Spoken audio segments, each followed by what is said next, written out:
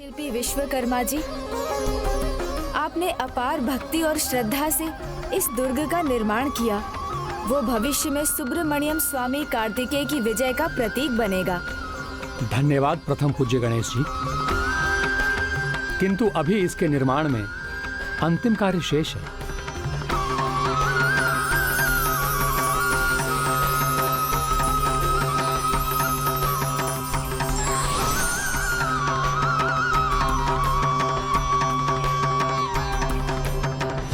अद्भुत।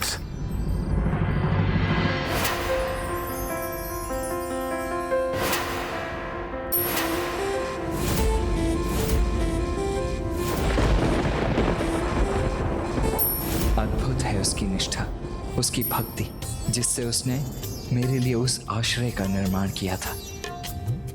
प्रभु, आपकी विजय के लिए मेरे ये विजय व्रत का प्रथम दिन सफलतापूर्वक संपन्न हो गया। मेरा ये व्रत इसी प्रकार श्रद्धा और संयम के साथ चलता रहे जब तक आप युद्ध से विजयी होकर लौट कर नहीं आते। मैं तो तुम्हें धन्यवाद भी नहीं कह पाया, किंतु युद्ध के बाद मैं तुम्हें अवश्य उचित सम्मान देकर तुम्हारे प्रति अपना आभार प्रकट करूंगा। स्वामी, मैं आपकी अर्धांगिनी होने के योग्य हूँ या नहीं, ये तो मुझे ज्ञात नहीं, किंतु आपके दर्शन करने के सौभाग्य के योग्य तो हूँ।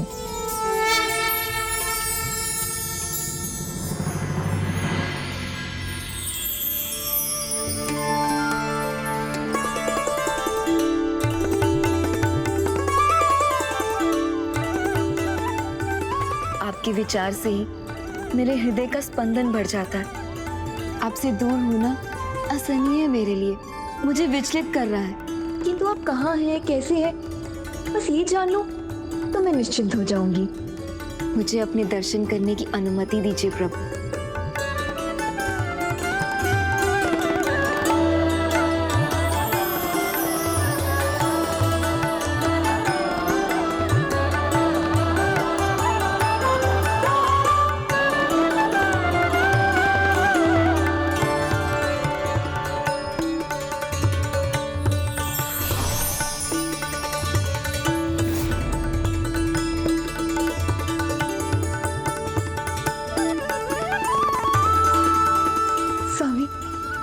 दर्शन पाकर मैं धन्य हो गई।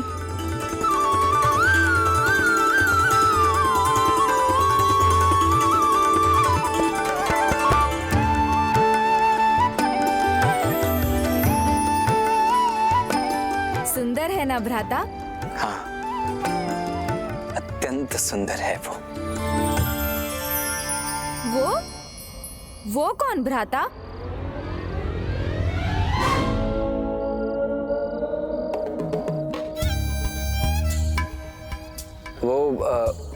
मैं तो आपके लिए बनाए विश्वकर्मा जी के दुर्ग की बात कर रहा था, उसकी भव्यता के बारे में कह रहा था। हाँ, तो मैं भी उसी के विषय में बात कर रहा था गणेश। तुम्हें क्या लगा? देखो, जितना भव्य है उतना ही सुंदर है वो दुर्ग। वीरबाऊ जी प्रभु। देवराज, क्या विचार है आपका? है ना अत्यंत सुंदर वो दुर्ग? हाँ देव सेनापति, आप उचित कह रहे हैं। अपना मनोभाव मुझसे छिपा रहे हैं भ्राता, किंतु मुझे ज्ञात है आप उसकी भव्यता की नहीं, भाभी माँ की बात कर रहे थे। देव शिल्पी विश्वकर्मा जी, आपके द्वारा इस दुर्ग का निर्माण सत्य में अत्यंत सराहनीय है। हमारी संपूर्ण सेना को इस दुर्ग में आश्रय अवश्य मिल जाएगा, किंतु हमें शत्रु के शस्त्र अस्त्र, उनकी दुर्ग रचना और उनकी शक्ति का ज्ञान होना भी अत्यंत आवश्यक है।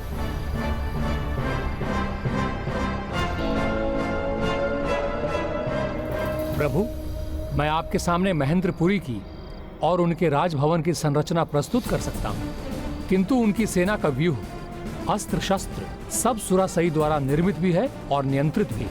यहाँ तक कि उस मायाविनी सुरासई की शक्ति और उसके अंतर के भेद तो उसके पुत्रों को भी ज्ञात नहीं।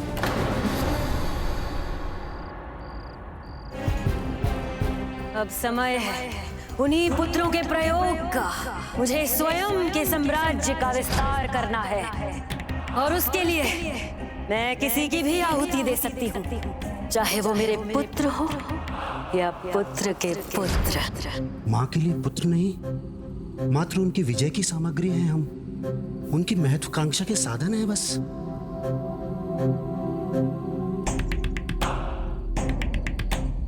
माँ की वास्तविक मंशा का ज्येष्ठ के सामने उजागर होना अति आवश्यक है।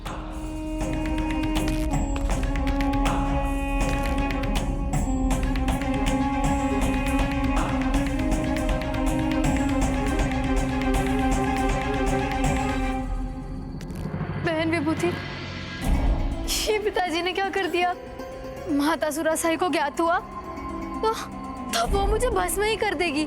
आप ही नहीं बहन पद्म कोमल, हमें भी उनकी क्रोधाग्नि में जलना होगा, क्योंकि वो ये तनिक भी विचार नहीं करेंगी कि आप उनके ज्येष्ठ पुत्र की पत्नी हैं और हम छोटे पुत्र की। वो तो हमें केवल द्रोही देवताओं की पुत्रियां ही मानेंगी। असुर सम्राट सब कुछ सहन कर सकता है, किंतु विश्वासघात नहीं। अब माँ की कोप से तुम्हें बचा सकूं या नहीं, किंतु तुम्हारे पिता को दंड अवश्य दूंगा मैं। नहीं भैया, ये समय दंड देने का नहीं, अपितु सत्य जानने का है। वो सत्य आपको चकित भी करेगा और दुखी भी, क्योंकि वो सत्य उनके बारे में है। क्या है वो सत्य? किसके बारे में है शिवमुखन? बताओ, क्या बोलना चाहते हो तुम? बोलो शिवमुखन, शीघ्र कहो, क्या कहना चाहते हो?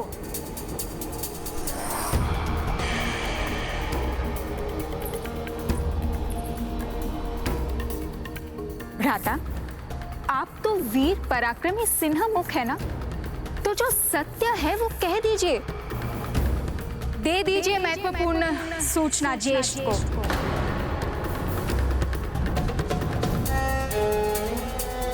सूचना ये है कि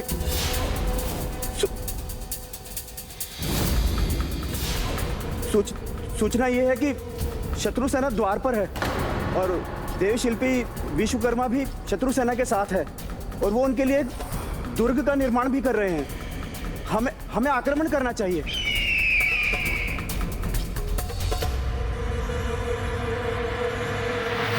बस कह लिया जो कहना था तुम्हें। और हाँ, ये भी कि मेरे श्वसुर यमराज भी उनके साथ है।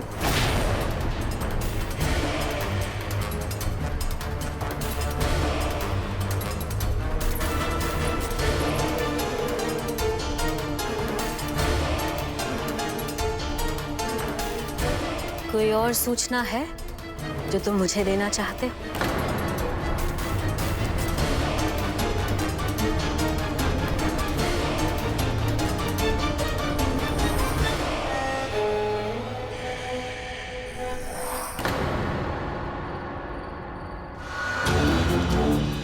विश्वासघात तो इन देवताओं का स्वभाव है। इनकी पुत्रियों को हमने अपनी पुत्र वधू बनाया, उन्हें सुख ऐश्वर्य प्रदान किया, और वो देव शिल्पी विश्वकर्मा हमारे शत्रुओं की सुख शांति की व्यवस्था कर रहे हैं। और तुम्हारे पिता यमराज क्या कर रहे हैं? अपने यमदूतों को यहाँ भेजने की तैयारी कर हमारे साथ विश्वासघात करने वाले हैं, है ना? तुम्हारे पिताओं के व्यवहार से जितना कष्ट हमें हुआ है, इस कष्ट का प्रतिशोध तो कष्ट ही होगा, और अब मैं वो कष्ट तुम दोनों को दूंगी।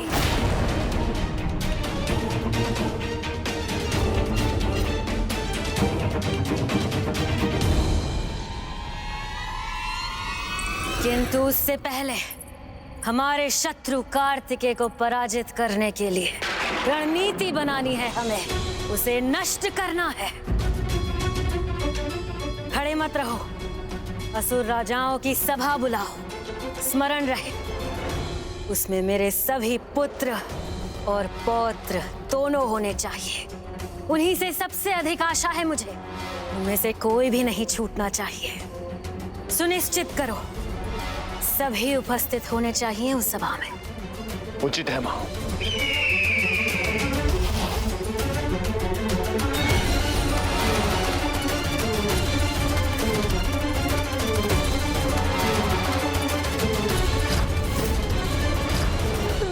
पुत्र सुदमुखम को पहले ही खो चुकी हूँ।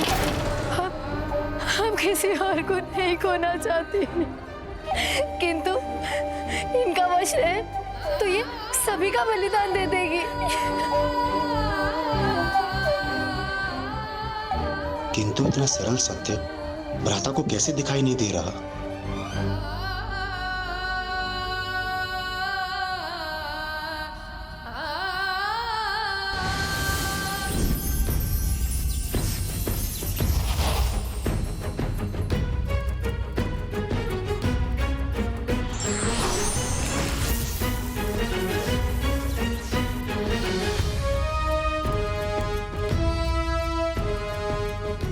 मैं और प्रभु गणेश जी दोनों ही महेंद्रपुरी के भीतर जाकर लौटे, किंतु वहां तो हमें कोई विशेष दुर्गाकार रचना दिखाई नहीं दी।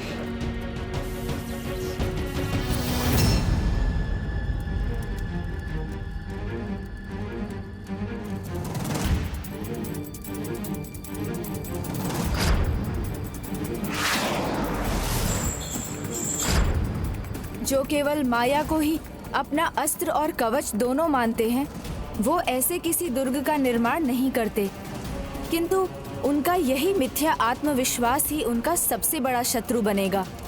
उचित कहा तुमने अनुज गणेश।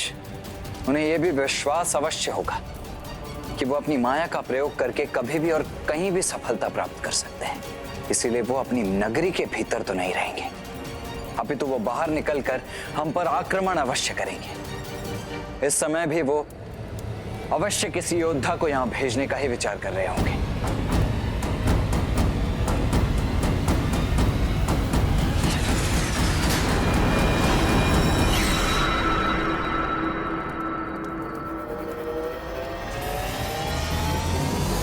असुर सम्राट सूरपद्मन की, असुर सम्राट सूरपद्मन की, असुर सम्राट सूरपद्मन की, असुर सम्राट सूरपद्मन की। रचना करनी चाहिए हमें, नहीं हमें प्रतीक्षा नहीं, आक्रमण करना चाहिए। उनकी सेना को मसल कर रख देना चाहिए। हम यहाँ बैठे हुए हैं, जाकर घेर लेते हैं उन्हें। हाँ हाँ, हम घेर लेंगे। ये सभी स्वयं का बलिदान देकर भी युद्ध करने को तैयार है, और यही तो माँ भी चाहती है। मुझे समय रहते ज्येष्ठ को इसके प्रति सतर्क करना होगा। कहीं हम भूल तो नहीं कर रहे हैं?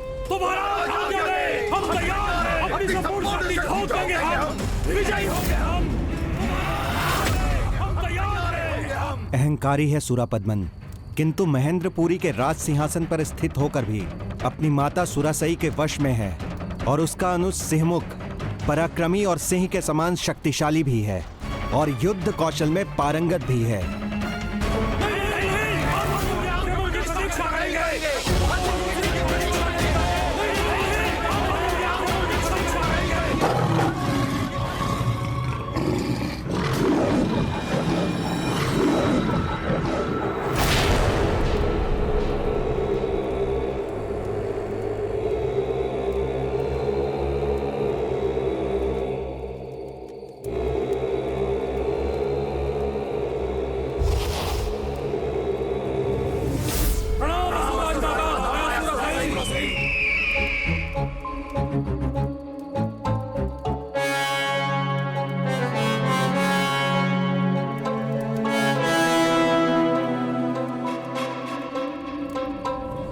अधर्मियों और पापियों के अनुसार उनका अहंकार ही उनका सबसे बड़ा आभूषण होता है, और अहंकार में डूबा हुआ व्यक्ति अपने समक्ष सभी को तुच्छ मानता है। इसीलिए वो अहंकारी अधर्मी असुर सम्राट युद्ध के प्रथम दिवस पर स्वयं तो रणभूमि में कदापि नहीं उतरेगा, और न ही अपने उस अनुज को भेजेगा।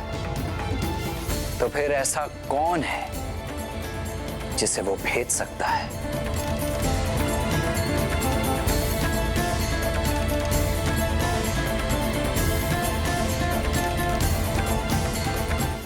अहंकारी अधर्मी असुर सम्राट युद्ध के प्रथम दिवस पर स्वयं तो रणभूमि में कदापि नहीं उतरेगा। तो फिर ऐसा कौन है जिसे वो भेज सकता है? उन असुर भ्राताओं के अनेक पुत्र हैं, उनमें से कोई भी युद्ध के लिए आ सकता है प्रभु। गजमुखन का पुत्र अग्निमुख भी हो सकता है, जो श्रेष्ठ योद्धा भी है और आपसे प्रतिशोध के लिए लालायत भी है। क्योंकि आपने उसके पिता का वध किया था। हे राजमाता सुरासई, यदि आप ये निर्णय ले रही हैं कि युद्ध करने का पहला अवसर किस असुर योद्धा को मिलना चाहिए, तो वो मैं ही हूं, अग्निमुख। प्रतिशोध की भावना सदैव अनुचित निर्णय ही करवाती है, इसलिए यदि उनमें तनिक भी समझ होगी तो वो उसे तो कदापि नहीं भेजेंगे। आप मुझे सुरापद्मन के अन्य पुत्रों के विषय में बताइए। उनके चारों पुत्रों को धर्म संस्कार सिखाने का बहुत प्रयास किया मेरी पुत्री ने, किंतु उन पर असुरों का प्रभाव सशक्त था। इसलिए माया सुरासई ने जो उन्हें सिखाया उन्होंने वही सीखा। उसमें से एक है असुरेंद्र। राजमाता,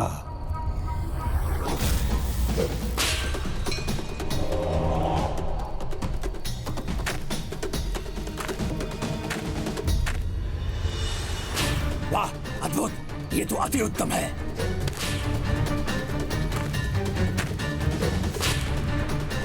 प्रतिशोध तो मुझे भी लेना है, अपने चाचा गजमुखन का।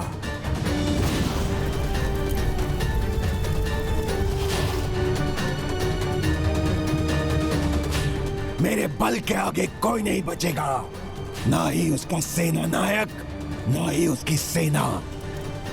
मेरे क्रोध की अग्नि में सब जलकर भस्म हो जाएंगे।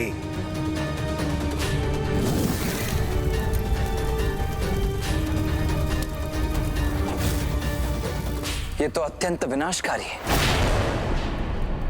इसका उचित प्रयोग तो अस्त्र रूप में है, सेना नायक के रूप में नहीं। स्वामी कार्तिकेय, मेरी पुत्री से सिंहमुखन को भी एक पुत्र प्राप्त हुआ है, जिसका अंतर उसके बाहर से भी अधिक अंधकारी है, जो ऊपर से सौम्य है किंतु भीतर से बहुत ही क्रूर है। केवल अपनी रणनीति से ही अनेकों युद्ध जीत चुका है वो। असुर सम्राट, आज के युद्ध के लिए आपके अनुज महायोद्धा सिंहमुखन का पुत्र आदिमुखम अर्थात मुझे ही जाना चाहिए। नहीं, तुम मेरे एकमात्र पुत्र हो, तुम्हें मैं नहीं खोना चाहता। और ये केवल इसलिए नहीं कि मैं युद्ध कौशल में पारंगत हूँ। मेरे जाने का एक और भी कारण है। राजमाता सुरासई के 3 पुत्रों में से एक चाचा गजमुखन ने युद्ध में अपने प्राणों का बलिदान दिया। शत्रु ने छल से उनका वध किया।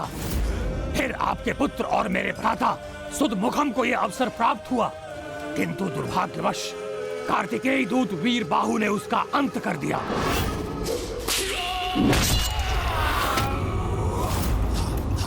तो अब राजमाता के तीसरे पुत्र मेरे पिता सिंहमुखन को यह दायित्व निभाना चाहिए। इसलिए इनकी ओर से मैं जाने का इच्छुक हूँ। और विश्वास रखिए, मारूंगा या मार कर मरूंगा, मेरे लिए बीच का कोई मार्ग नहीं है।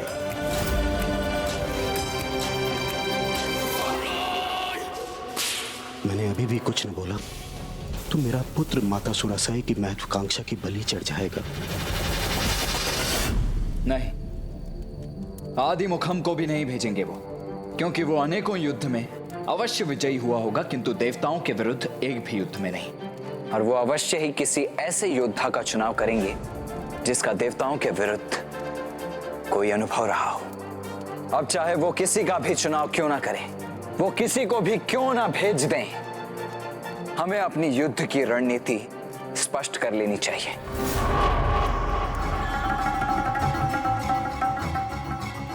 तो कदाचित मुझे इस भरी सभा में ही मां की वास्तविकता उजागर करनी होगी।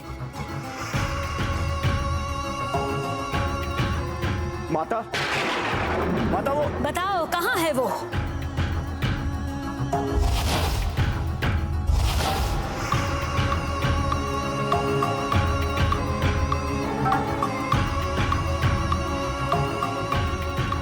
मेरा आदेश ध्यान से नहीं सुना था तुमने?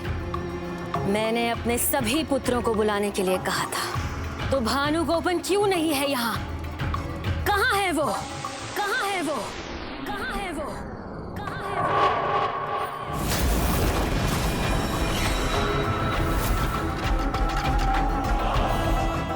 माता, 11 दिन की शिव आराधना में व्यस्त है वो।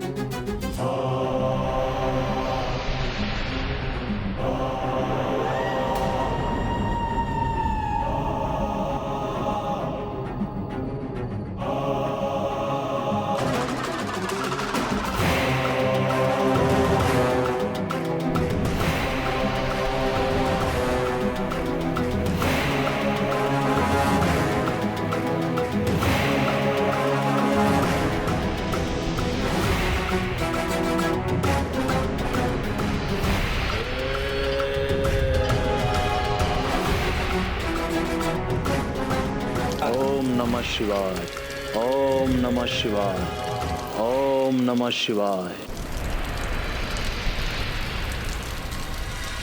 उसकी कोई भी पूजा इस कार्य से अधिक महत्वपूर्ण नहीं।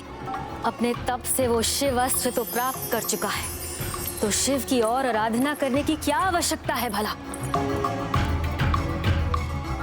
मैं किसी की भी आहुति दे सकती हूँ, चाहे वो मेरे पुत्र हो या पुत्र के पुत्र। अभी वो बस भानुकोपन का प्रयोग करना चाहती हैं। भैया सिंह वो कब तो कुछ कहेंगे। बुलाओ भानुकोपन को, वो जाएगा। इस युद्ध को आरंभ करने से पहले ही अंत कर देगा।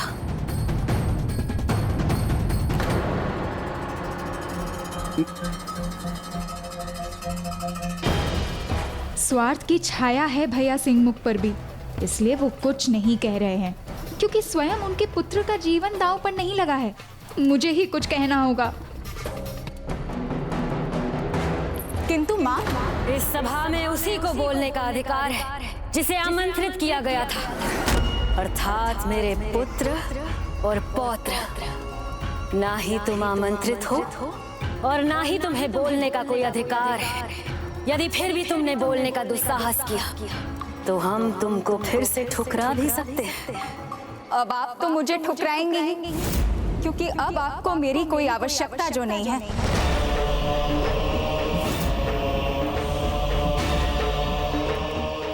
आपकी महत्वाकांक्षा के यज्ञ में मात्र समिधा है हम। यही तो मेरी महत्वाकांक्षा रूपी यज्ञ की समिधा मात्र है। इनकी आहुति ही मुझे सफल बनाएगी। आपकी स्वार्थ पूर्ति के मात्र वो साधन जिनका आप कभी भी बलिदान दे सकती है।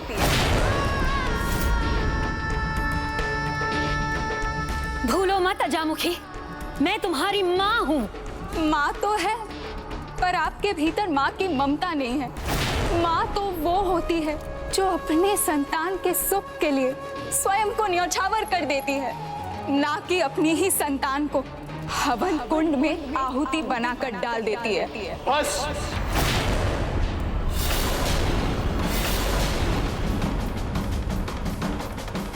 बंद करो तुम्हारा यह अनर्गल प्रलाप।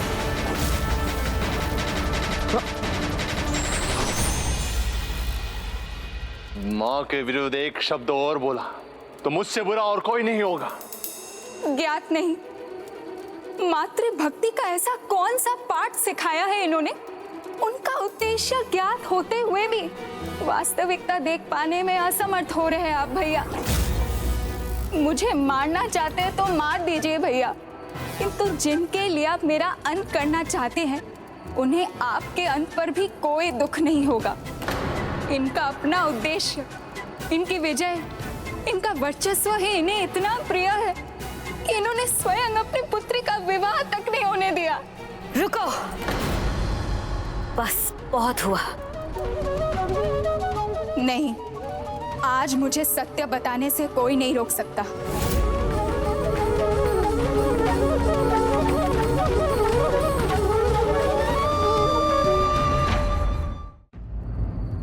मैं महेंद्रपुरी के महानतम सेनापति युद्धासुर से प्रेम करती थी, और जब मैंने ये माँ को बताया तो उन्होंने उसे और उसके संपूर्ण परिवार को यहाँ बुलाने को कहा, जिससे हमारे विवाह की बात कर सके। और मुझे भी उन पर उतना ही विश्वास था जितना आप सबको है, किंतु उन्होंने मेरे साथ विश्वासघात किया, जिसकी मैं कल्पना भी नहीं कर सकती। आइए।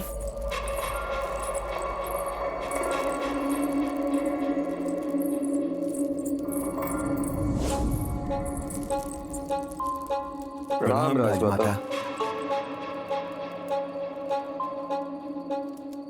क्या इच्छा है आपकी? मैं अपनी पुत्री आपके पुत्र को सौंप दूं? तो क्या वो उसके बाद प्रसन्न रहेगी? हाँ राजमाता, हमें पूर्ण विश्वास है कि आपकी पुत्री हमारे पुत्र के साथ सदैव प्रसन्न रहेंगी, और हमारा पराक्रमी पुत्र आपकी पुत्री के लिए सर्वथा योग्य है। और फिर वो आपका सेनापति भी है। उसने अनेकों बार आपको युद्ध जिताए हैं, और आगे भी जीतेगा। तो फिर तो हमें तनिक भी विलंब नहीं करना चाहिए। लीजिए, इस शुभ अवसर पर मिष्ठान से अपना मुंह मीठा कीजिए।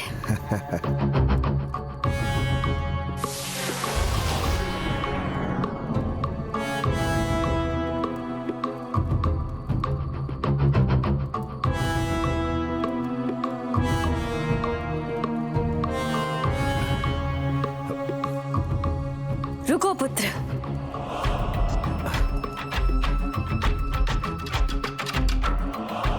क्यों? तुम अपने हाथों से स्वयं अपने भावी पति को मिष्ठान खिलाओ।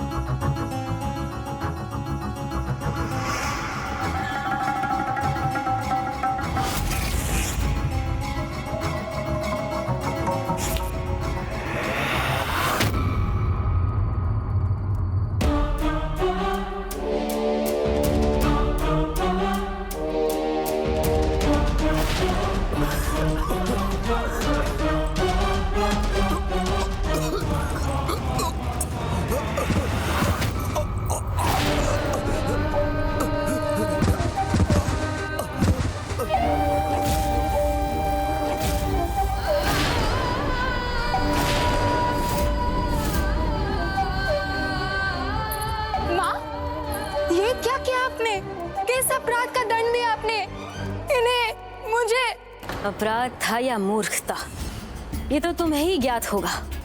किंतु असुर राज परिवार की पुत्री होकर तुम किसी से विवाह कैसे कर सकती हो?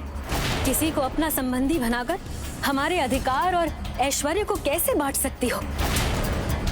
नहीं, विवाह नहीं करना है तुम्हें। अपितु ऋषि मुनियों को अपने रूप के जाल में उलझाकर उनका तप भंग करना है, ताकि उनका धर्म भ्रष्ट हो जाए और हम असुरों का वर्चस्व बढ़े।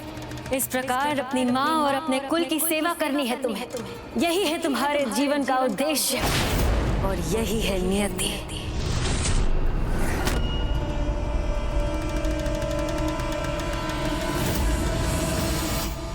अपनी पुत्री के हाथों उसके होने वाले वर की हत्या करवा दी उन्होंने। फिर मुझे अपने स्वार्थ के लिए भोग की एक वस्तु बना दिया, जिससे मैं ऋषियों मुनियों को पथ भ्रष्ट करती रहूं और इनका साम्राज्य स्थापित रहे। कैसी माँ ऐसा कर सकती है? इतनी निष्ठुर, इतनी कठोर है ये। बहन अजामुखी के साथ में कैसा अन्याय किया माँ ने।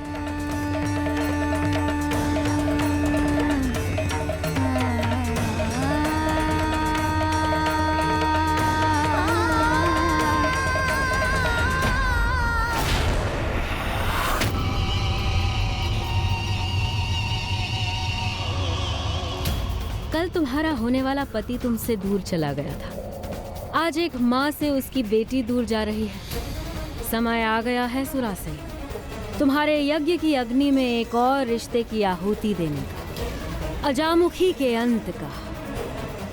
कि कोई भी शत्रु उनके निकट आने से पहले सहस्त्रों बार विचार करेगा। राजभवन का सुख त्यागा, कठोर परिश्रम कर गुरु शुक्राचार्य से माया की शिक्षा प्राप्त की, किसी राजा की पत्नी न बनकर एक वृद्ध ऋषि को अपना पति बनाया। किसके लिए? तुम सबके लिए, ताकि उसके तपोबल से तुम जैसी संतानें प्राप्त हो जो अत्यंत बलशाली हो, जिन्हें किसी के भी सामने झुकने पर कभी विवश न होना पड़े।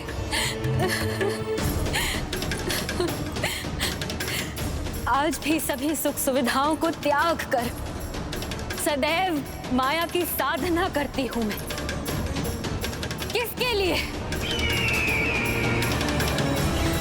तुम सबके लिए।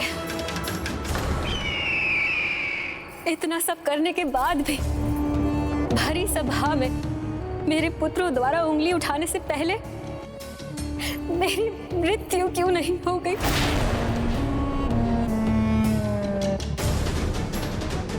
किंतु अब मैं यही आत्मघात करूंगी।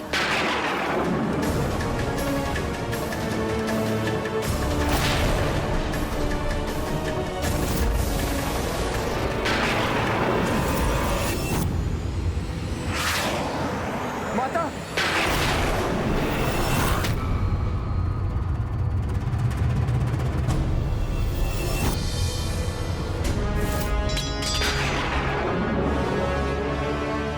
नहीं मां, मृत्यु आपकी नहीं, इस अजामुखी की होनी चाहिए, जिसने आपके लिए हमारे मन में संदेह उत्पन्न किया। उचित है पुत्र। यदि तुम्हें लगता है कि मैं सही हूं और ये दोषी, तो अंत कर दो इसका, जिससे ये कभी भी इस माँ और उसके पुत्रों के बीच फूट न डाल सके। हाँ, आपकी ये इच्छा मैं अवश्य पूर्ण करूंगा। रुको पुत्र, क्षमा कर दो इसे। है तो ये मेरी ही पुत्री ना, वैसे भी इसका अंत करके क्या मिलेगा हमें? सर्वप्रथम हमें अंत तो अपने शत्रु का करना है, जिसकी ये भक्त है।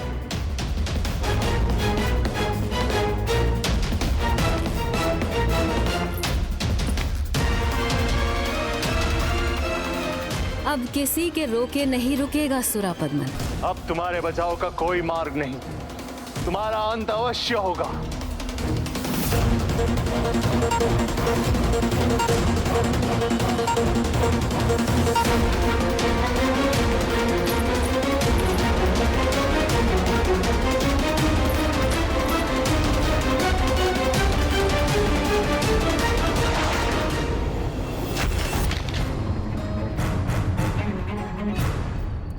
माँ,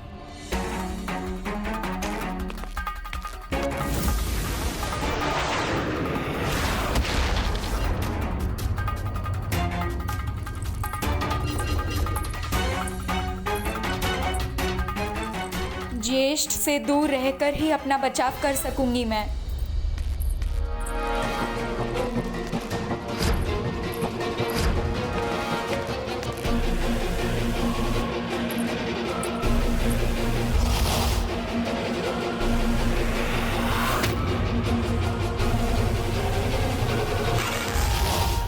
कितना भी भाग लो तुम, जाने नहीं दूंगा मैं तुम्हें।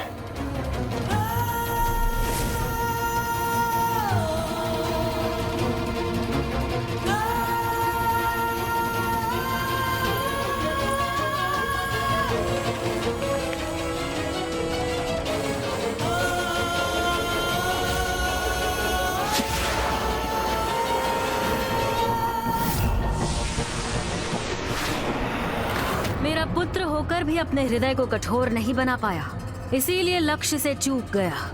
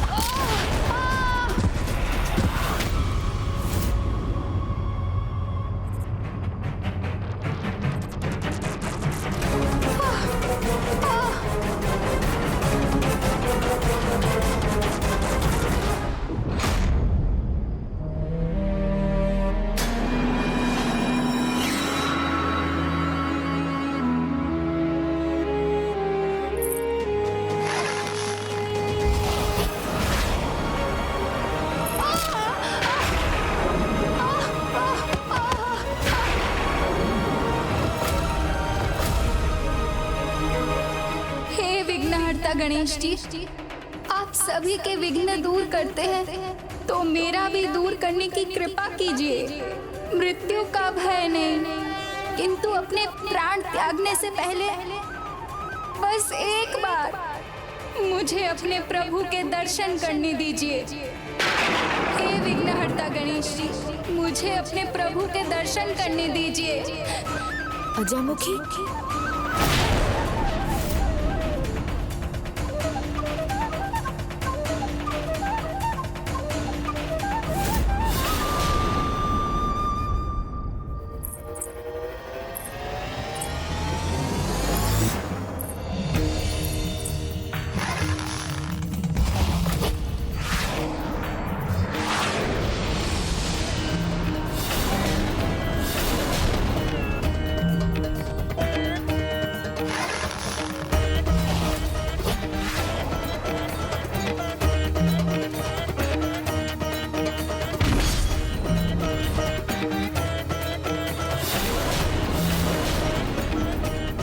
एक साधारण पत्र ने मेरे बाण को प्रभावित कर दिया।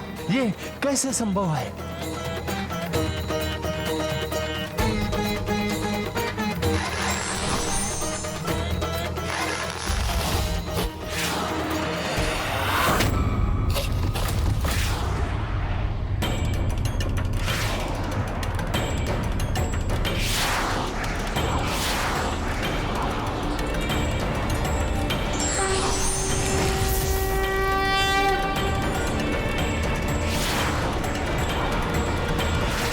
प्रणाम विघ्नहर्ता गणेश जी।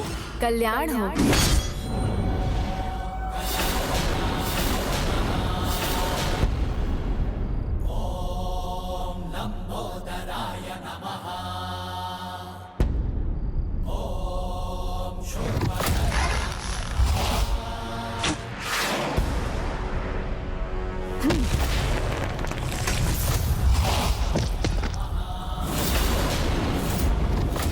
आइए अजामुखी, उठिए।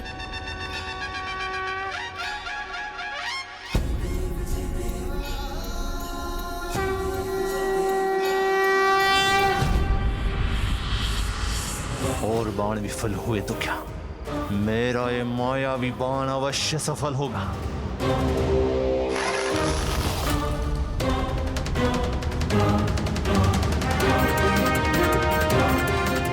कहां गई वो दुष्ट अजामुखी? सुरक्षित शत्रु शिविर में पहुंच ही गई।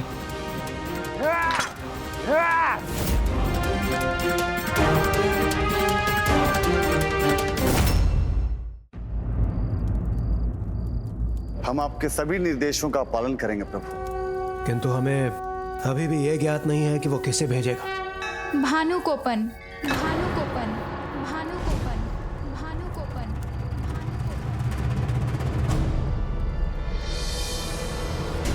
भानुकोपन? प्रणाम प्रभु।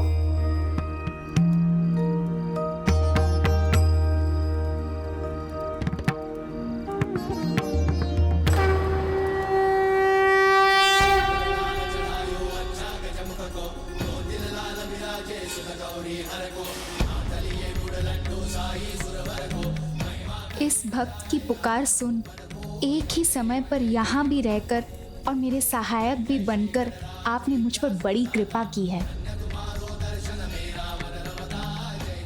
आप ही के कारण मुझे अपने प्रभु के दर्शन का सौभाग्य प्राप्त हुआ, जिसके लिए आपको कोटि कोटि धन्यवाद प्रथम पूज्य गणेश जी।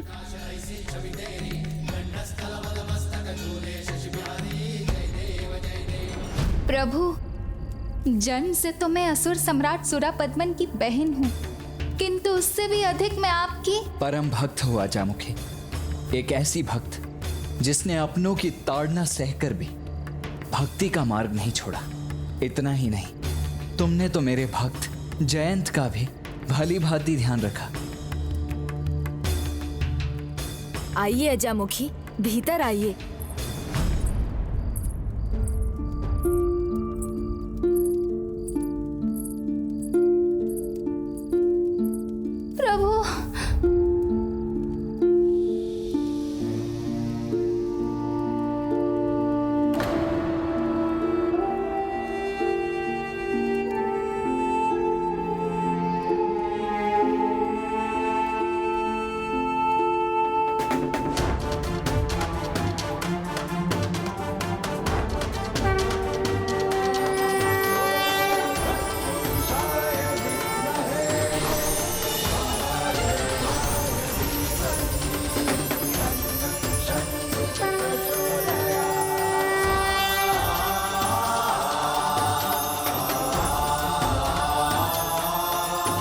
प्रभु, अपनी इस भक्त पर आपकी कृपा के लिए आपको अनेकों धन्यवाद। मैं धन्य हो गई प्रभु।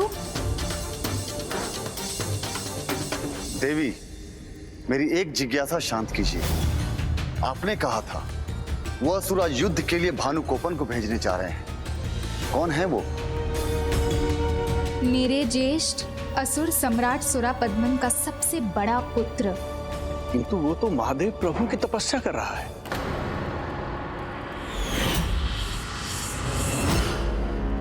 मैंने अपने सभी पुत्रों को यहाँ बुलाने के लिए कहा था, तो फिर भानुकोपन कहाँ है? यहाँ क्यों नहीं है? राजमाता सुरासई के आदेश से महत्वपूर्ण नहीं है किसी की भी पूजा।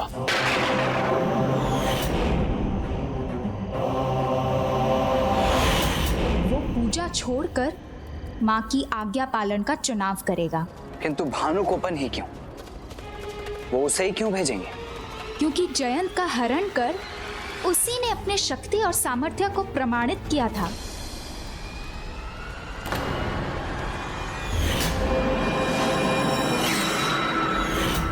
किंतु वो तो मात्र एक हाथ था जिसने हमें पराजित किया था। हाँ देवराज, क्योंकि वो जितना चाहे अपना हाथ उतना ही बढ़ा सकता है, और इसका प्रत्यक्ष प्रमाण तो आपको भानुकोपन के जन्म के पश्चात ही मिल गया था। उस समय महेंद्रपुरी में कोई नहीं था। भाभी पूजा कर रही थी और मेरे भ्राता त्रिलोक विजय करने गए थे। भानुकोपन अकेला शिशु निद्रा में था और सूर्य की तपती किरणें उसकी निद्रा भंग कर रही थी। तब उसने अपना हाथ बढ़ाया और सूर्य की किरणों को ही नहीं रोका, स्वयं सूर्य देव को ही रोक दिया।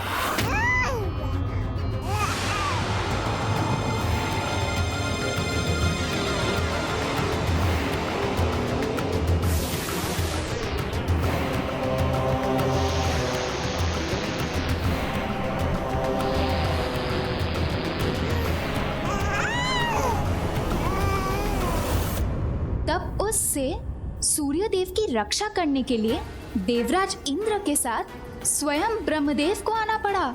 मुझे स्मरण है, वो एक बहुत ही हठी बालक था। उसने सूर्यदेव को अपनी मुट्ठी में बंद कर लिया था और वो उन्हें मुक्त ही नहीं करना चाहता था। वो एक असुर था, इसलिए असुरी प्रवृत्ति उसका स्वभाव था। इसलिए हमने उसके साथ छल किया, उसे एक लालच दिया हमने। तुम मेरा वायु चक्र ले लो बालक, किंतु सूर्यदेव को मुक्त कर दो।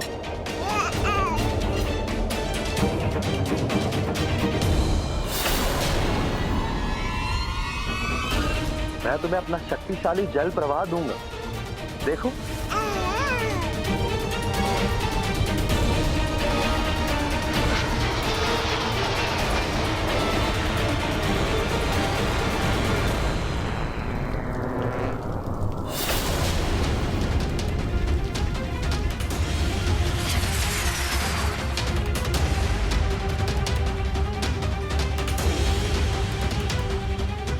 हे बालक, आप मेरा अग्निअस्त्र ले लो, देखो।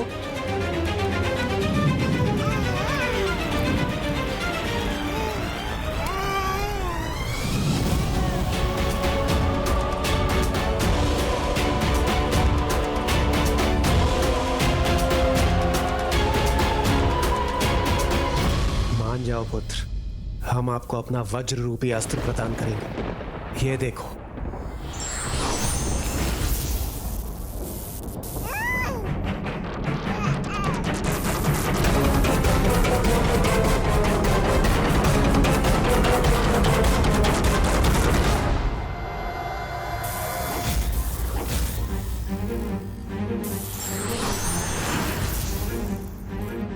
हे बालक, मैं ब्रह्मा तुम्हें अपना ब्रह्मास्त्र देता हूं।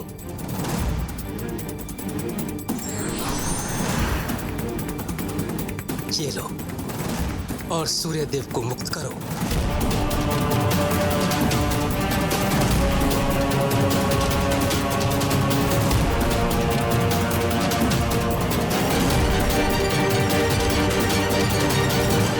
ब्रह्मदेव कदाचित वो ये चाहता है कि आप पहले उसे ब्रह्मास्त्र प्रदान करें, फिर वो सूर्यदेव को मुक्त करेगा।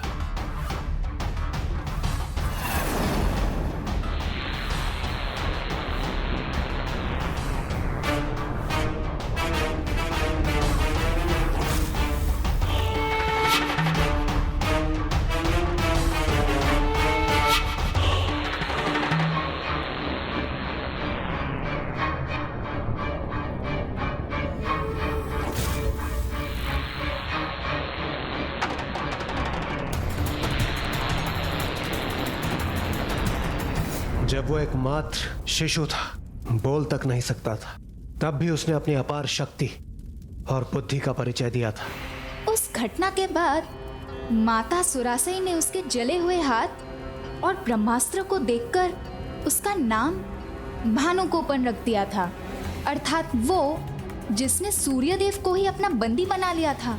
और तब से ही भानुकोपन ही माँ को सर्वाधिक प्रिय है। वो अवश्य उसे ही युद्ध के लिए भेजेंगी।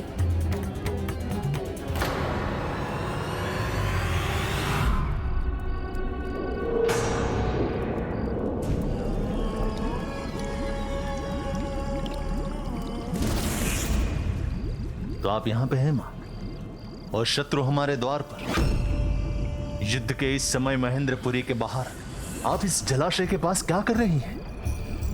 मैं कब, कहाँ और क्यों होती हूँ ये या तो मैं जानती हूँ या मेरी माया। तुम बताओ पुत्र, तुम मुझे क्यों ढूंढ रहे हो? कुछ तो विशेष ही होगा। विशेष ही है माँ। आपसे अनुमति चाहिए कि कल भानुकोपन के स्थान पे हमारी सेना का नेतृत्व मैं करूं या सिंहमुख?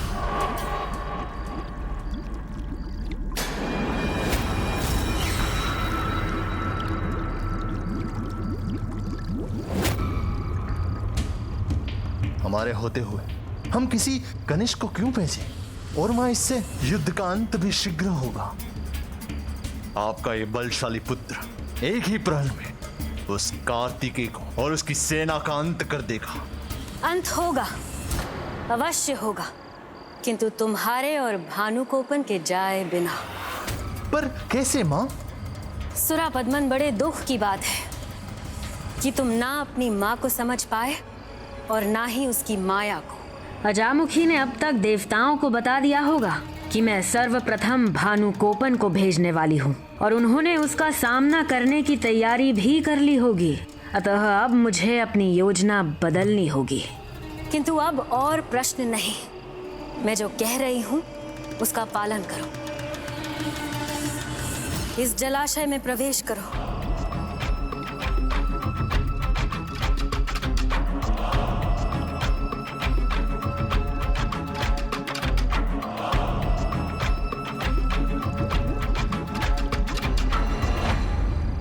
गजासुर द्वितीय, गजासुर द्वितीय।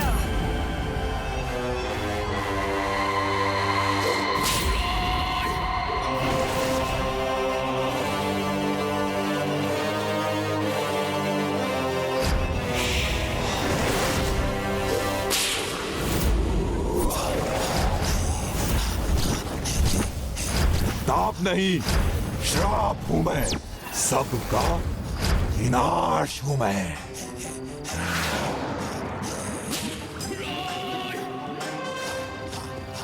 मां, कौन है ये गजासुर द्वितीय?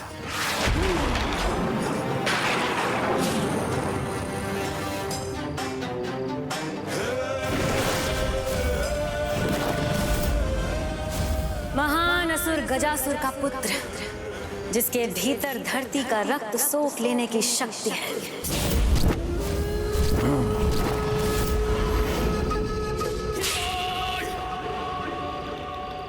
धरती का रक्त?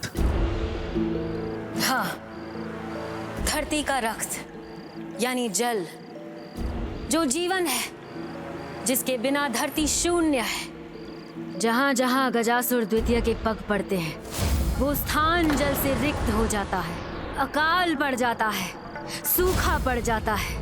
पेड़ पौधे, जीव जंतु, कोई भी नहीं बच पाता। सहस्त्र गजों का बल जिसमें समाया हो, जिसके आने मात्र से सब सूख जाता है। ऐसे असुर गजासुर द्वितीय को बुलाने का दुस्साहस क्यों किया आपने?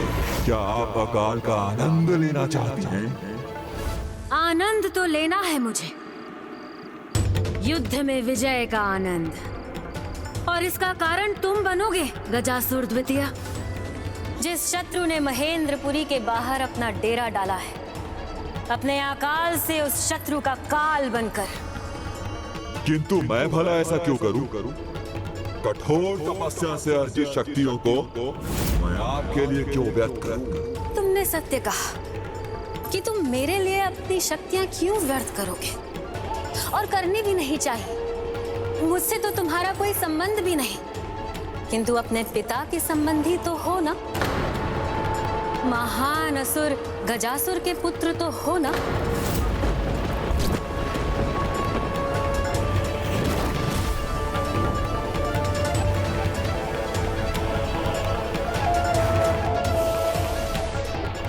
ये जलाशय तो सूखने लगा है। इस गजासुर द्वितीय को शीघ्र मनाना होगा, अन्यथा मेरा दाव हम पर ही उल्टा पड़ जाएगा। क्या तुम अपने पिता के शत्रु से प्रतिशोध लेने का अवसर मिलने पर भी अपनी शक्तियां बचा कर रखोगे? मेरे पिता के शत्रु, उनका प्रतिशोध?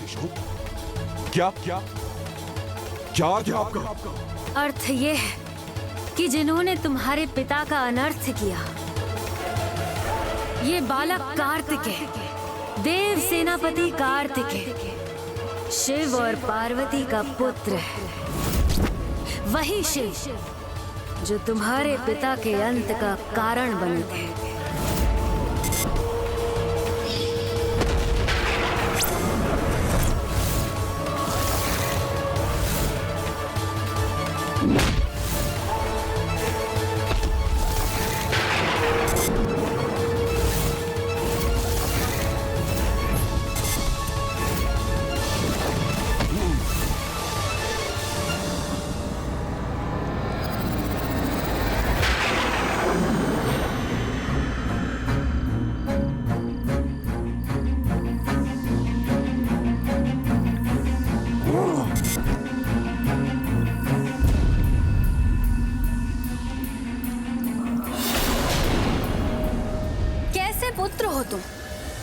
जो अपने पिता के वधिकों से प्रतिशोध लेने में संकोच कर रहा है।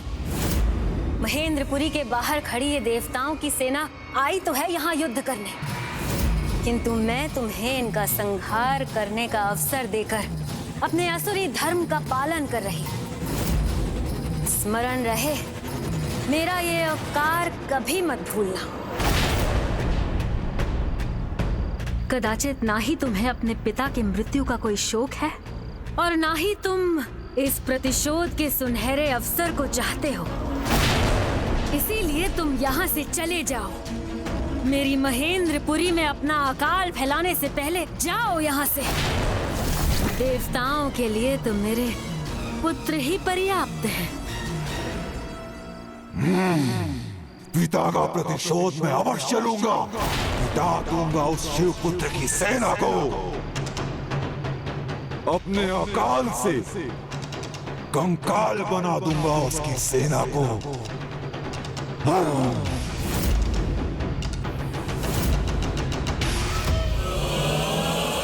रुको,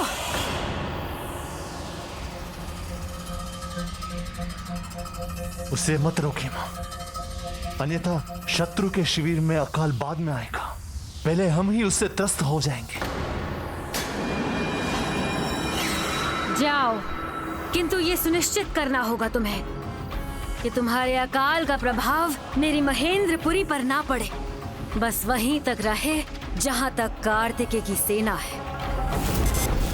और ऐसा करने में असुर गुरु शुक्राचार्य तुम्हारी सहायता करेंगे, जो ऋषि पुलस्त्य के आश्रम के निकट तुम्हारी प्रतीक्षा कर रहे हैं। जाओ।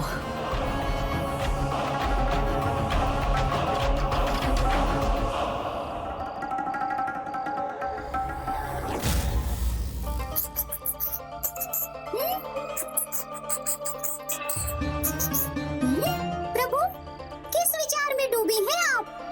लीजिए, भोजन लाया हूँ। क्या हुआ प्रभु? आप चिंतित हैं? मुझे आभास हो रहा है कि कोई बड़ा कपट जाल रच रही है माया सुरासई। ऐसा जाल जो युद्ध के आरंभ होने के पहले ही उसे विजयी कर दे। कोई बड़ा छल, बड़ा षड्यंत्र कर रही है वो।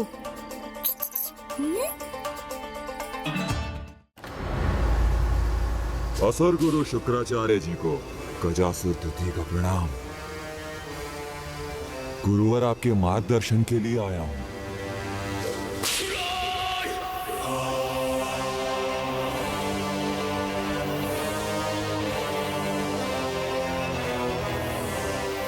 निकट आओ गजासुर द्वित्य। चिंता मत करो, तुम्हारी शक्ति मुझे कोई हानि नहीं पहुंचा सकती, और जो शक्ति मैं तुम्हें दूंगा उससे कोई तुम्हें कभी हानि नहीं पहुंचा सकेगा।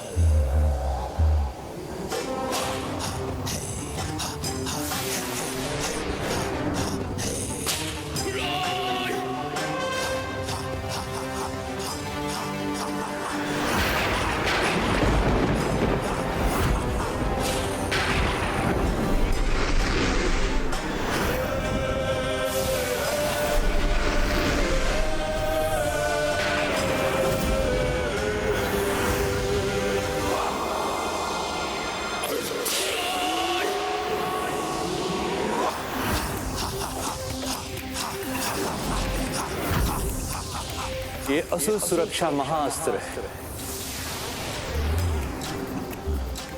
वो अस्त्र जिसे भूमि में गाड़कर जहां तुम खड़े होगे वहीं से तुम्हारी शक्ति अनेक गुना बढ़कर चारों दिशाओं में फैलने लगेगी।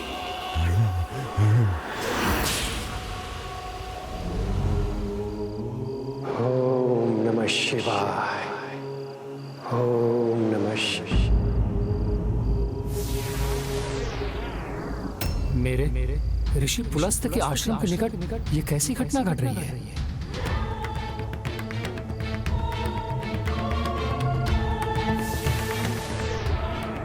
ये कैसा अस्त्र है? असुर गुरु शुक्राचार्य के हाथों में? क्या कह रहे हैं वो? कुछ सुनाई नहीं दे रहा है। इस महाअस्त्र की सहायता से तुम्हारे तप का प्रभाव और भी बढ़ जाएगा। जब तक तुम इसके निकट रहोगे तुम्हारी अकाल शक्तियां तुम्हारे नियंत्रण में रहेंगी। इतना ही नहीं, स्वयं वरुण देव अर्थात जल के देवता भी तुम्हारे आगे विवश हो जाएंगे।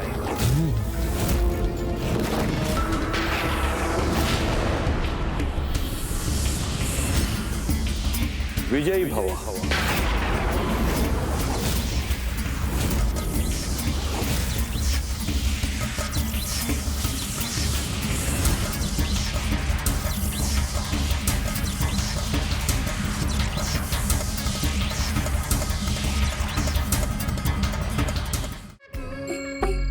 भोजन लालच नहीं, आवश्यकता के अनुसार करना चाहिए।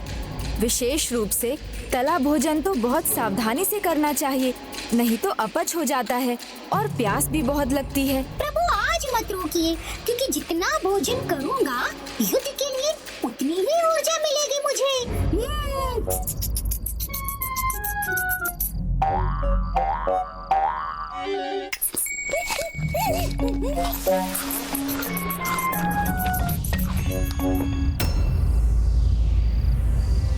महाअस्त्र देकर आपने मुझे धन्य कर दिया गुरुवर। कैसे मैं आपका धन्यवाद करूं?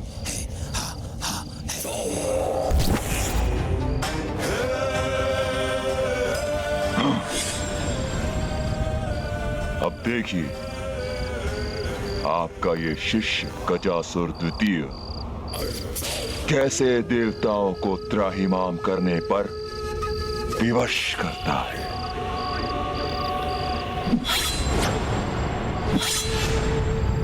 बस इतना स्मरण रखना वत्स, इस महाअस्त्र की यह विशेषता है, इसको क्रियान्वित करने के बाद इसे तभी रोका जा सकता है जब कोई इसे नष्ट कर दे। विजयी भव।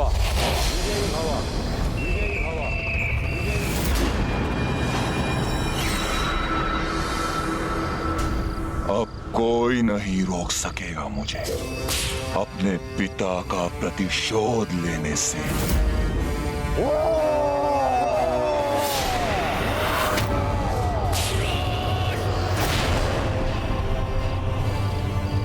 ये कैसी भयंकर गर्जना है इसकी? कहीं ये इस अस्त्र के प्रयोग की तैयारी तो नहीं कर रहा?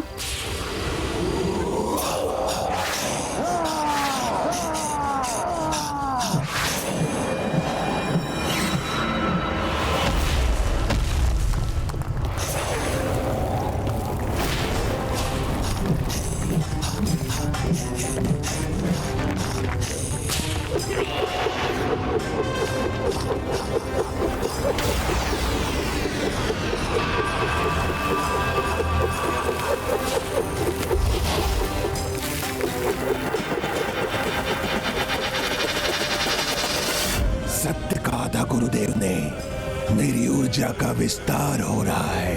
अनेकों गुना बढ़ गई है मेरी ऊर्जा। सावधान देवताओं, अब मैं सर्वनाश करूंगा तुम्हारा।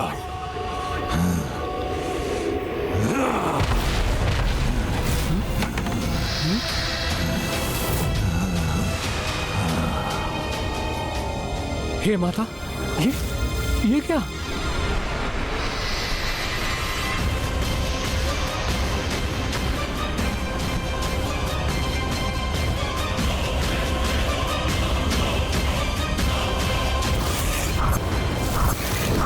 ताप नहीं, श्राप हूं मैं, सबका विनाश हूं मैं। तो मेरी शंका उचित थी। किसी भयानक मायावी शक्ति का प्रयोग कर ये दुष्ट संपूर्ण सृष्टि के सर्वनाश पर तुला है।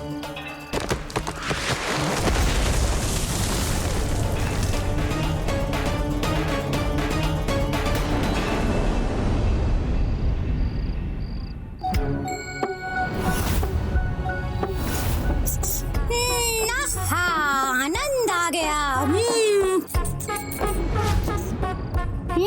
उचित कहा था आपने प्रभु, तला भोजन करने से प्यास बढ़ जाती है।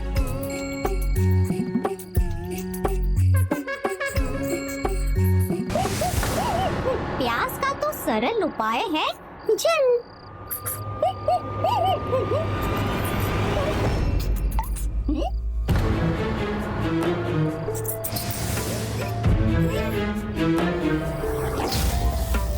अभी समाप्त होना था इस जल को। मेरी प्यास बढ़ती जा रही है प्रभु, मैं जल लेकर अभी आया।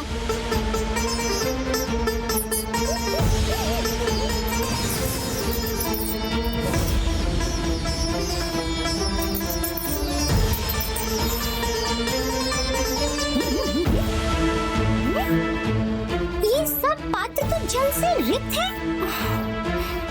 जल की एक बूंद भी नहीं है यहाँ, किंतु जलाशय में अवश्य जल मिलेगा।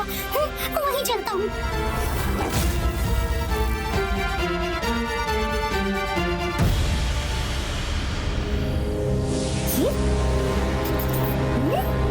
ये जलाशय कैसे सूख गया? कहाँ गया इसका जल?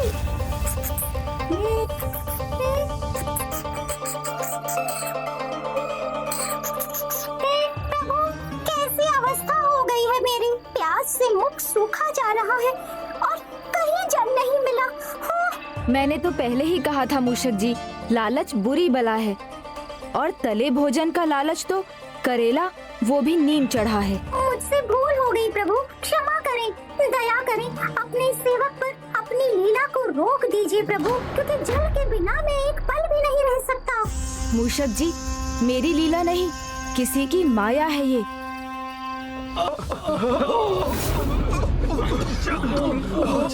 मूषक जी ही नहीं, संपूर्ण देव सेना प्यासी है और जल कहीं नहीं।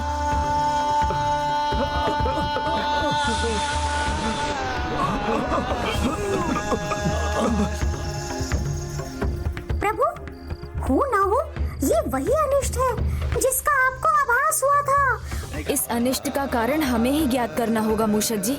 आइए।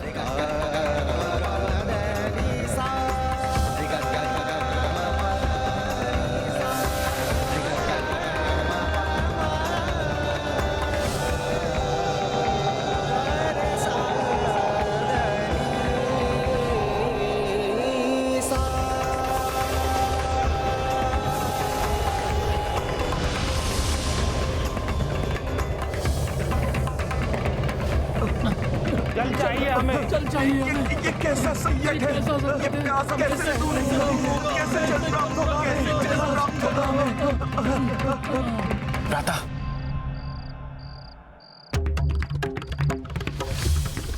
जल जैसे पृथ्वी से अदृश्य ही हो गया है। कहाँ जाऊं? जल कहाँ से लाऊं?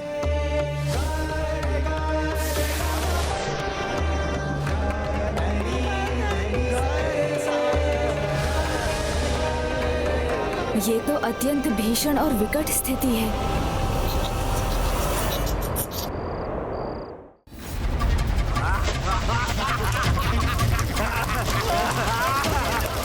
महेंद्र महेंद्रपुरी में उन असुरों को जल की कोई कमी नहीं। हाँ प्रभु, हमारे शत्रु तो जल से क्रीड़ा कर रहे हैं और उसे अकारण व्यर्थ कर रहे हैं, और यहाँ जल का ऐसा अभाव है कि हमारे सैनिक प्यास से व्यथित हैं। आपः प्रणीत भेषजम वरुधम तन्वे मम ज्योतिचा सूर्यम दृश्ये।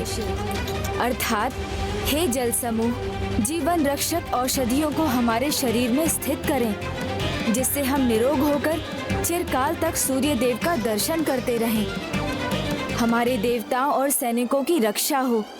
पृथ्वी पर 3 ही रत्न हैं, अन्न, वायु और जल। जो इसका संचय नहीं करेंगे उन्हें तो इसका परिणाम भुगतना ही होगा। किंतु ये स्पष्ट है, उन असुरों के पास जल का कोई अभाव नहीं है। अवश्य इसके पीछे माया सुरासई की ही चाल है। आइए हम शीघ्र जाकर भ्राता को सूचित करें।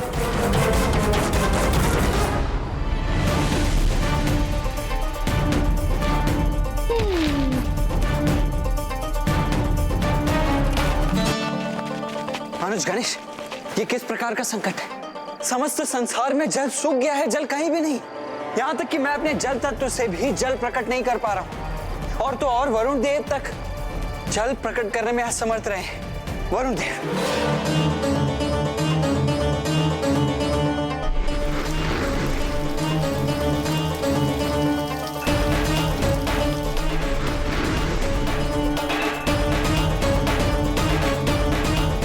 अब आप ही बताइए प्रथम पूछे, आप ही बताइए मैं क्या करूं?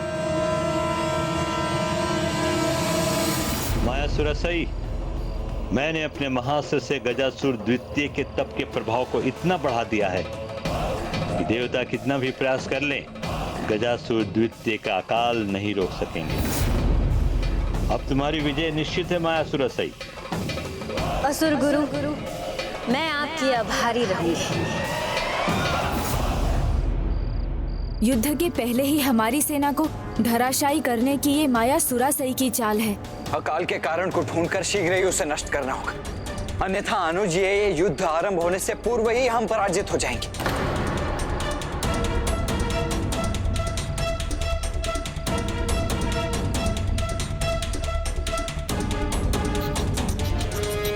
एक उपाय है भ्राता। हर आपदा का कोई केंद्र होता है जहाँ से उसका आरंभ होता है और जहाँ उसका सर्वाधिक प्रभाव होता है। यदि हम उस केंद्र को ढूंढ सकें तो इस संकट का कारण और समाधान दोनों हमें एक ही स्थान पर मिल जाएंगे। किंतु हम वो केंद्र ढूंढेंगे कैसे? जिस प्रकार सागर की गहराई सागर में उतरकर ही ज्ञात की जा सकती है, उसी प्रकार किसी भी समस्या या आपदा की शक्ति उसके केंद्र के निकट जाकर ही ज्ञात होगी और इस अकाल के केंद्र की ओर ले जाएगी हमारी प्यास। जैसे जैसे वो बढ़ती जाएगी, हमें ज्ञात होगा कि हम उस केंद्र के निकट पहुंच रहे हैं।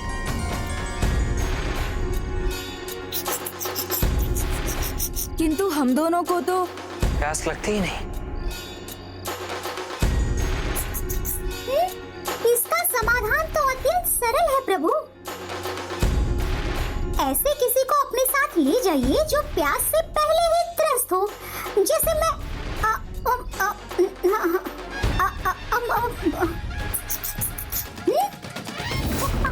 ओहो, ये क्या किया मैंने? अपने पाँव पर स्वयं कुल्हाड़ी पर ही अपना पाँव दे मारा। प्रभु मुझे छोड़ दीजिए, प्यास के कारण बहुत दुर्बलता का आभास हो रहा है मुझे। प्रभु प्रभु प्रभु। इसलिए तो आप मेरे वाहन नहीं अपितु मैं आपका वाहन बना हुआ हूँ मूषक जी। आप तो बस मुझे इतना बताते रहिए कि आगे बढ़ने पर आपकी प्यास बढ़ रही है या नहीं, तभी पता चलेगा हम सही दिशा में जा रहे हैं। अभी तो कुछ पता नहीं चल रहा प्रभु। मूषक जी ध्यान से सोचिए और उत्तर दीजिए। उचित है प्रभु, मेरी प्यास तो वैसी ही है जैसे आरंभ में थी। अच्छा, अर्थात हम अकाल के केंद्र में नहीं कहीं और ही जा रहे हैं। हमें दिशा बदलनी होगी।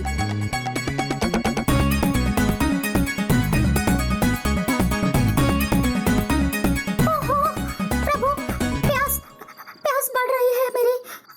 अब तो सहन करना कठिन हो रहा है प्रभु। अति उत्तम, प्यास बढ़ना तो अच्छा संकेत है मूषक जी। आप अपनी ऊर्जा बचाइए मूषक जी, अधिक बोलेंगे तो और प्यास बढ़ेगी।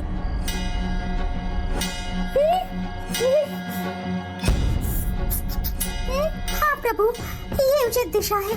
मेरी प्यास कम हो रही है। हाँ। अर्थात ये अनुचित दिशा है।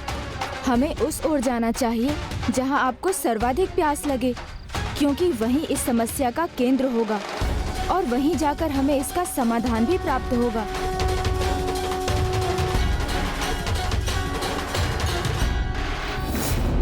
ये कैसा महासंकट छा गया हम सब पर? ये सूखा, ये अकाल, ये संपूर्ण सृष्टि का सर्वनाश कर देगा।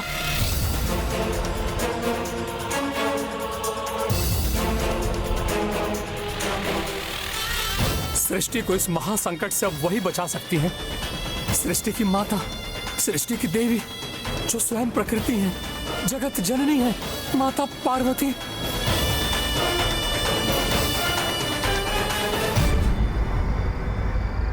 हे माता, जब जब सृष्टि पर विकट संकट छाया है, आपने सदा अपने संतानों की, सभी जीवों की रक्षा के लिए संहारक रूप धारण किया है। हे माता, आज फिर इस दुष्ट के प्रकोप से पृथ्वी पर आपके संतानों पर अग्नि बरस रही है। अब आप भी अग्नि बरसाओ माता, अपने उग्र रूप में उस दुष्ट पापी पर, उसे नष्ट करके हमें इस कष्ट से मुक्ति दो माता, मुक्ति दो। ओम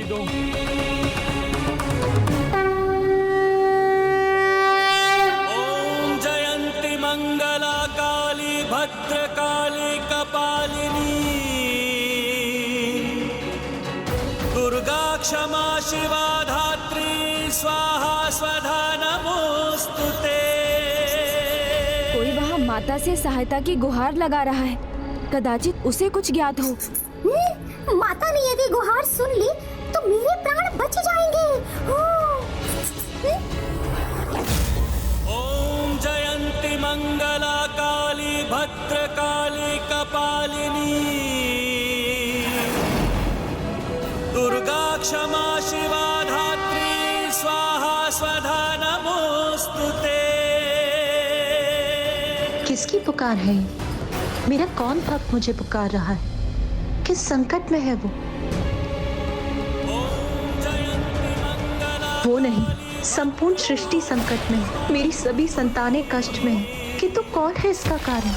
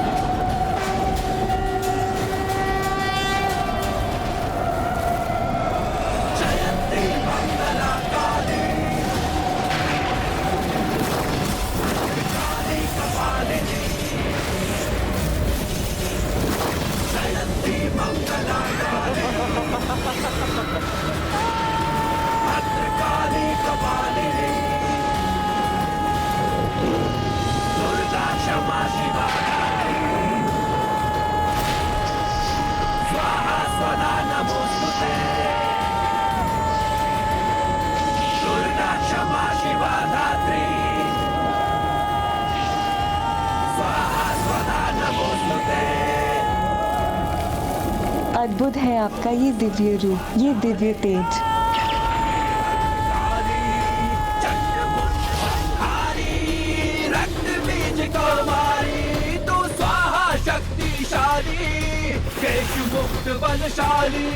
जागृत हो गई है माँ, अवश्य अपने भक्तों को उनके कष्टों से मुक्ति दिलाने के लिए रौद्र रूप धारण कर रही हैं।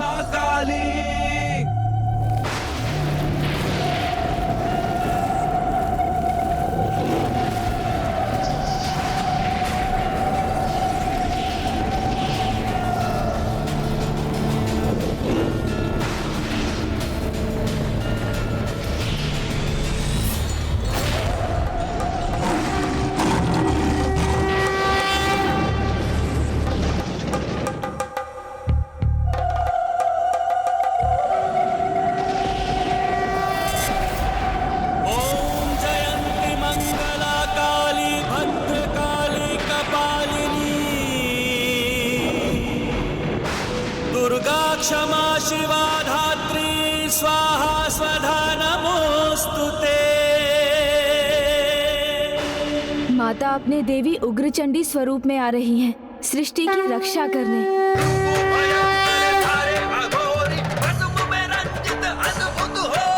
प्रकृति के साथ इस प्रकार की क्रीड़ा करने का दुस्साहस जिस किसी ने भी किया है, माता के क्रोध को जिसने भी जागृत किया है, उसे इसका दंड मिलने का समय अब आ गया है।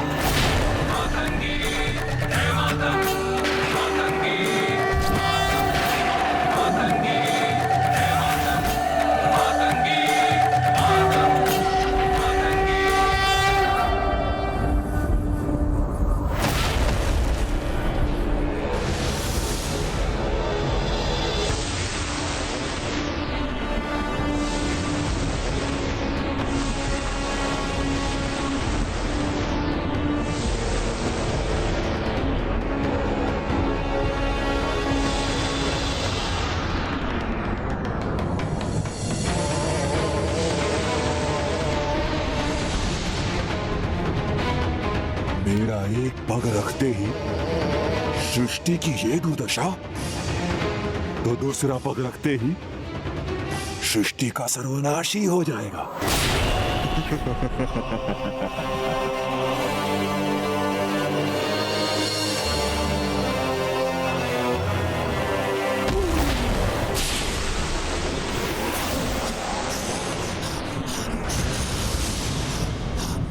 भस्म का ढेर बनेगी ये सृष्टि, फिर ना तो कार्तिकेय शेष बचेगा, न कोई जीव जंतु। बस महेंद्रपुरी के वासी मेरे असुर ही जीवित रहेंगे।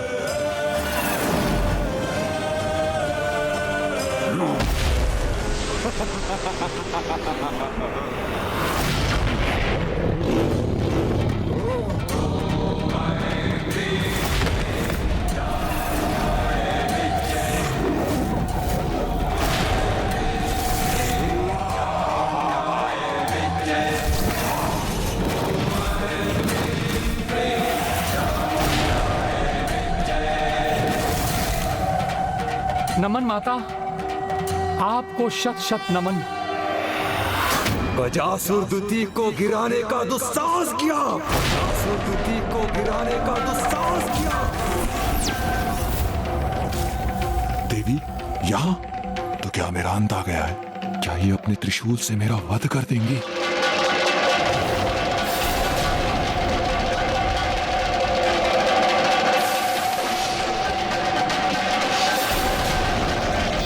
ये असुर सुरक्षा महाअस्त्र, जब तक तुम इसके निकट रहोगे तुम्हारी अकाल शक्तियां तुम्हारे नियंत्रण में रहेंगी। इतना ही नहीं, स्वयं देवी दुर्गा भी प्रकट हो जाए तो भी तुम्हें रोकना असंभव होगा।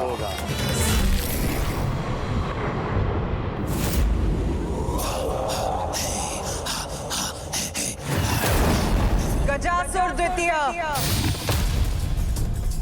तुमने प्रकृति के साथ क्रीड़ा करने का दुस्साहस किया, जिसे मैं कदापि सहन नहीं करूंगी। यदि तुमने शीघ्र इस दुस्साहस का अंत नहीं किया, तो मैं तुम्हारे जीवन को मृत्यु के अंधकार में भेज दूंगी। नहीं देवी, नहीं, ऐसा कुछ नहीं होगा। तुम मुझे क्षति नहीं पहुंचा सकोगी।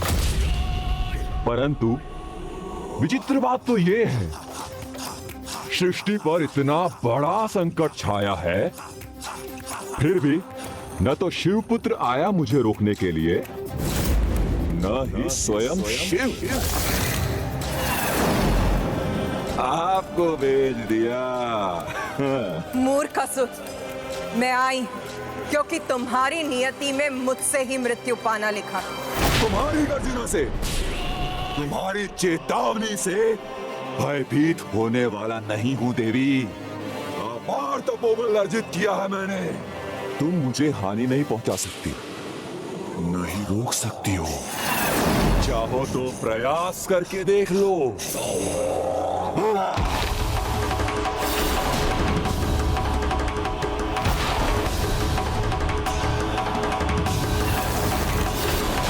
जब तक मेरे पांव यहाँ पृथ्वी पर टिके हैं, ये अकाल इसी प्रकार फैलता जाएगा।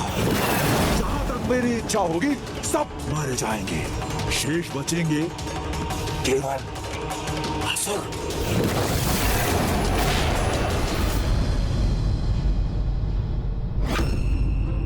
चिंता मत करो सुरापद्मन।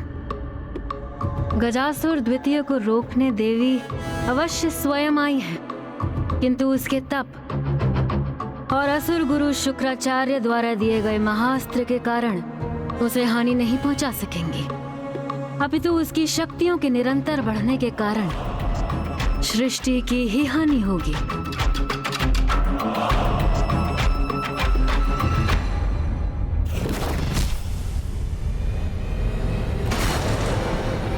उचित है देवी, पराजय का अपमान सहना ही चाहती हो तो लो, मेरे त्रिशूल का प्रहार सहो।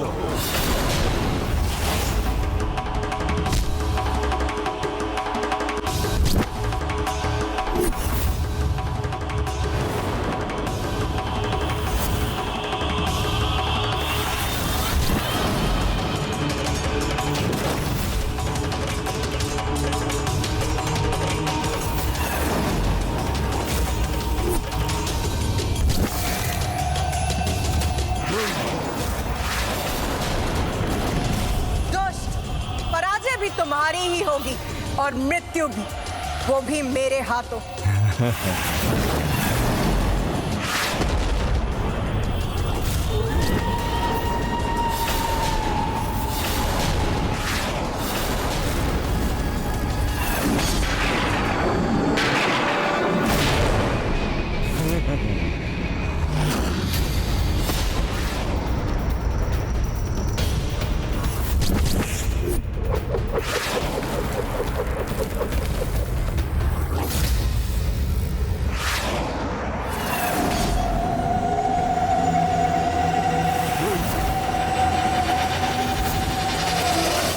कहा था ना मैंने, कोई क्षति नहीं पहुंचा सकेगा मुझे। अपना प्रतिशोध लेने तक मैं ऐसे ही विनाश करता रहूंगा।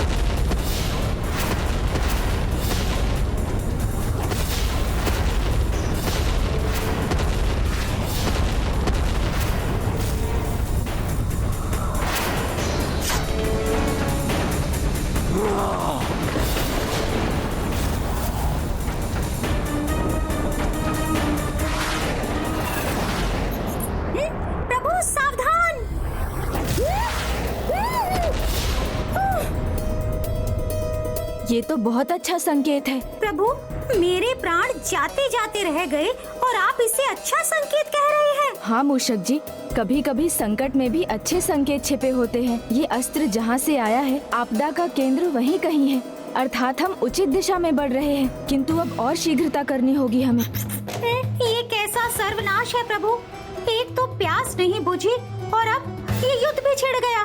प्यास से मृत्यु नहीं हुई तो इस घमासान युद्ध में जाने से अवश्य मर जाऊंगा।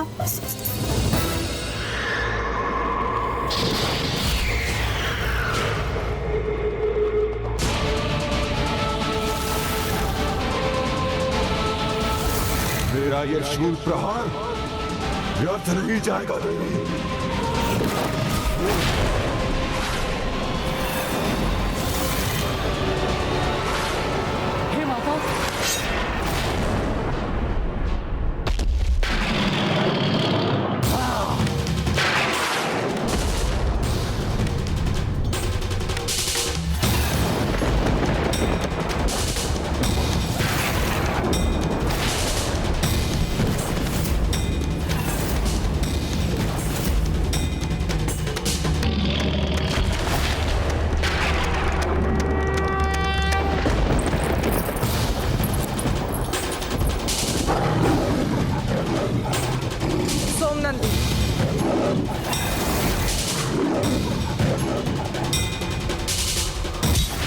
क्यों सुरक्षित है, इसका रहस्य ज्ञात कर शीघ्र इसका अंत करना चाहिए मुझे। देवी, मुझे दुर्बल समझने की भूल कर रही हो तुम। इस युद्ध में यदि किसी की क्षति होगी तो वो स्वयं तुम्हारी या तुम्हारी सृष्टि की। इसीलिए उचित यही होगा कि अपनी पराजय स्वीकार कर तुम स्वयं यहां से चली जाओ।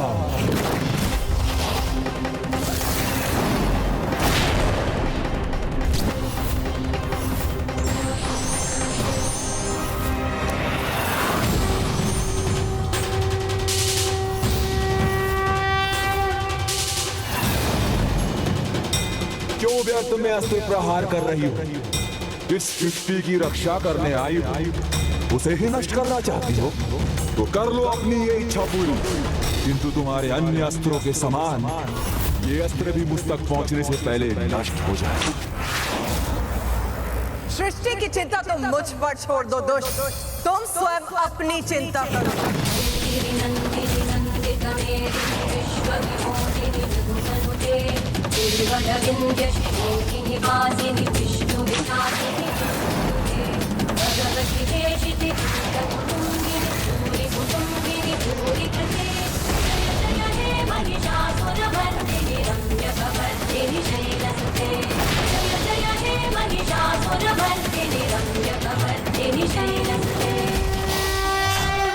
ये क्या? देवी के प्रहार ने मेरा आकार छोटा कर दिया। अभी तो केवल तुम्हारा आकार ही लघु किया है, अब तुम्हें संसार से भी लुप्त कर दूंगी।